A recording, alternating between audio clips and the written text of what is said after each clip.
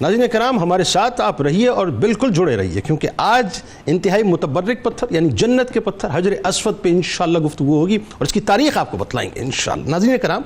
दुनिया के किसी भी मुल्क से, किसी भी खित्ते से, किसी भी इलाके से जब एक मुसलमान, बड़ी तवज्जो आपको रहे, जब एक मुसलमान अपने गुनाहों के बोझ को अपने कांधों पर उठाकर आजिज़ी का पैकर बन के दबे लचे कदमों के साथ मस्जिद हराम में हाज़िरी देता है, जहां अरमानों का, तमन्नाओं का और ख्वाहिशात का एक समुंदर उसकी सोचों में रवा होता है और सबसे पहले बैतुल्लाह की ज़ियारत करने का वो मुश्ताक होता है। बैतुल्लाह पर पहली निगाह डालते ही ये दुआएं उसकी ज़ुबान से अदा होती हैं जो वो सोच के आता है। बैतुल्लाह के पर निगाह पड़ने के बाद नाज़रीन उसके ख्याल में ये बात होती है, उसके ज़ौक़ में ये बात होती है कि तवाफ़ काबा करना है, अब मीज़ाब रहमत के साए में अल्लाह की बारगाह में गिड़गिड़ाना है, रुकने यमानी पर 70,000 फरिश्तों की आमीन में दुआ के लिए हाथों को उठाना है, मकाम इब्राहीम को सजदगाह बनाना है, जमजम से फैज़याब होना है और सफ़ा और मरवा की सई की सुन्नत को अपनाना है। वहीं हर मुसलमान की ये चाह भी होती है कि जन्नत के याकूत, जन्नत के मोती, जन्नत के पत्थर यानी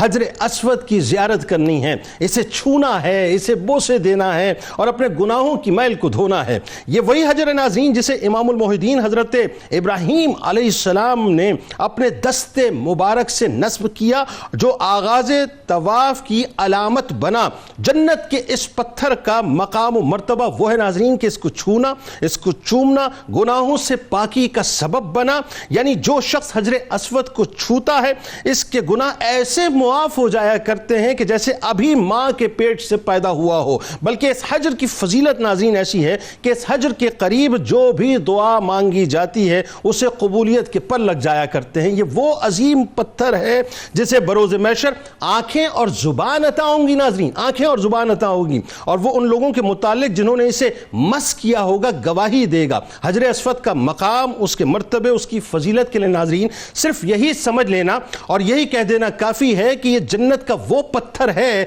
जिसे जन्नत के मालिक मुख्तार सरवर दो जहां हजरत मोहम्मद मुस्तफ़ा सल्लल्लाहु अलैहि वसल्लम के दस्ते मुबारक और लम्हाए मुबारक यानी उसे लम्स भी अता करते हैं और बार बार सरकार मदीना सल्लल्लाहु अलैहि वसल्लम के दस्ताए मुबारक और लम्हाए मुबारक को उसने बोसे देने का शरफ भी हासिल किया है। यूं कहिए नाजरीन कि एक तरफ तो सरकार मदीना सल्लल्लाहु अलैहि वसल्लम के लम्स के फैजान ने हजर अस्वद को रहती दुनिया तक गुलामों और आशिकों की अकीदत का मरकज बना दिया और दूसरी तरफ खुद इस हजर को